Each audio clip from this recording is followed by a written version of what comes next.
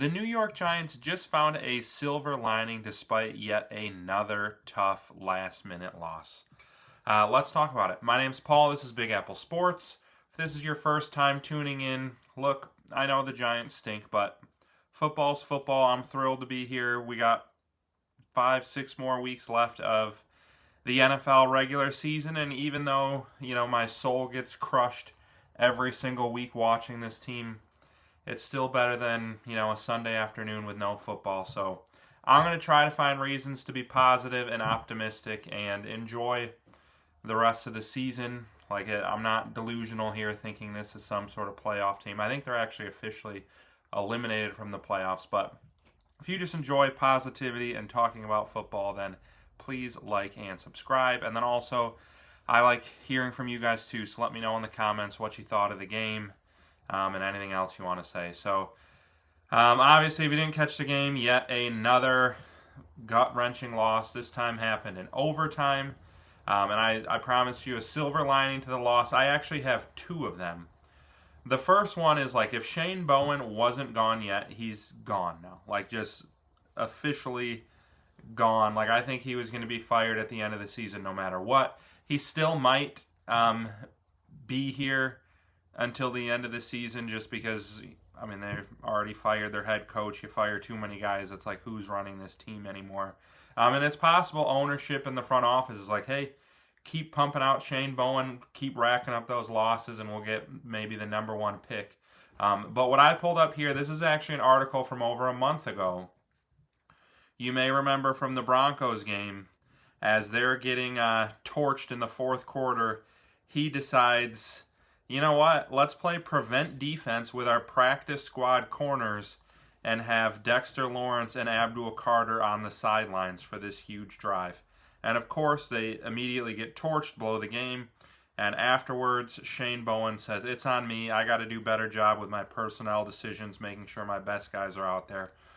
Well, now, here we are a month later, and what do we see in overtime? Very first play of overtime, there's Dexter Lawrence watching from the sidelines.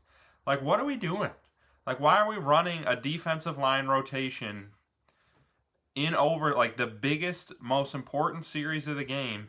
He just had 10 minutes of rest, so he's not gassed. Maybe, I'm putting this video out right after the game, so maybe we'll learn more in press conferences and stuff, but from the looks of it, there was a healthy, ready-to-go-in Dexter Lawrence watching as the Lions are you serious?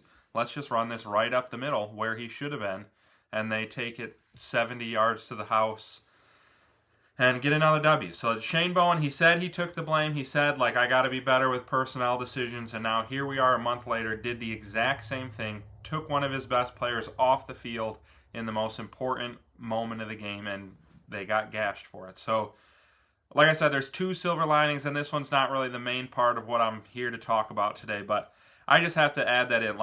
He's been gone. The guy is a sitting duck.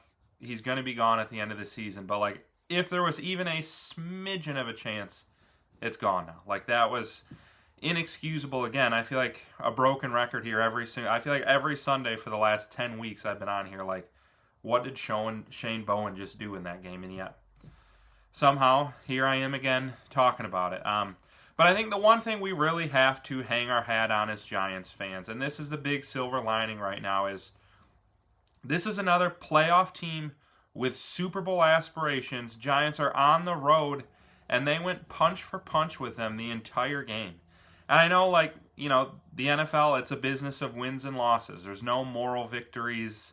But honestly, right now, the Giants are officially eliminated from the playoffs. Their goal shouldn't be to get the number one pick, but every loss gets them a better chance of getting the exact guy they want, being able to trade down for a huge big time package.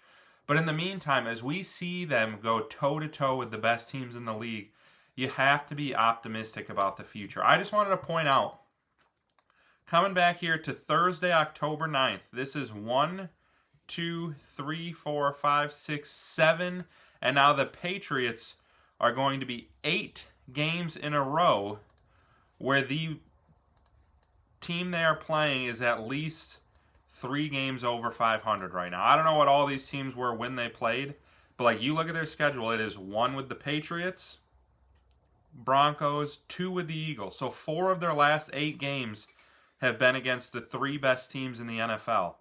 Their 5th was the Bears, 6th was the Packers, 7th 49ers, 8th was Lions. So like this is literally 8 games in a row against a team that has legitimate Super Bowl aspirations.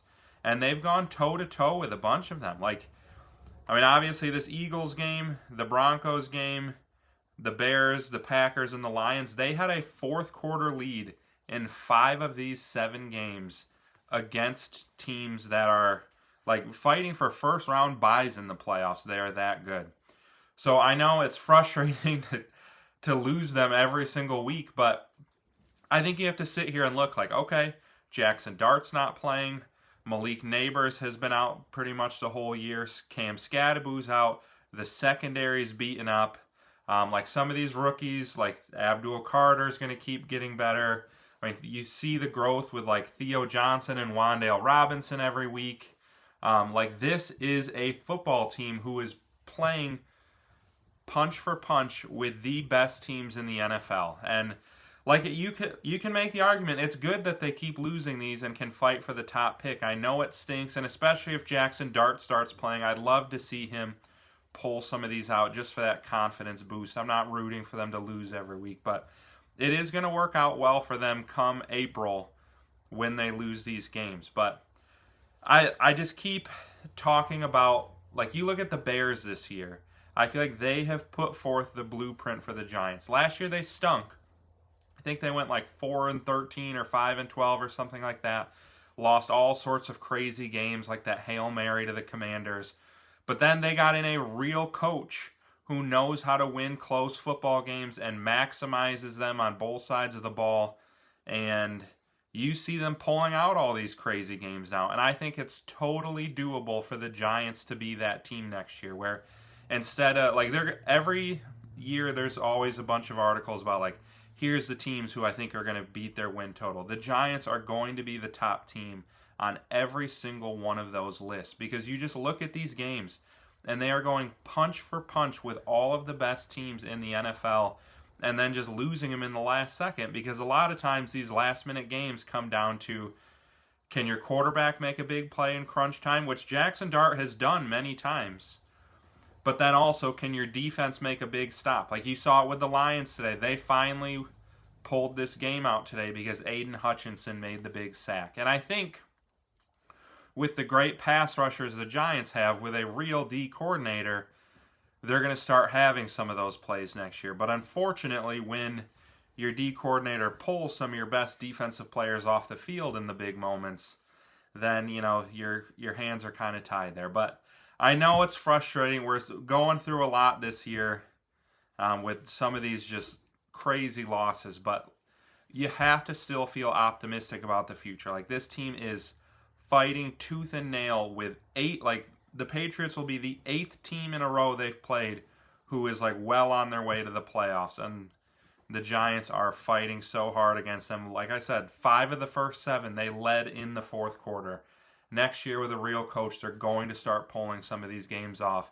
And I think this flip into competitiveness is going to happen very quickly, especially with better health to start the year next year. So you guys, as always, let me know your thoughts, any takeaways you had from the game. We'll talk about it in the comments. And then don't forget, just like and subscribe on the way out.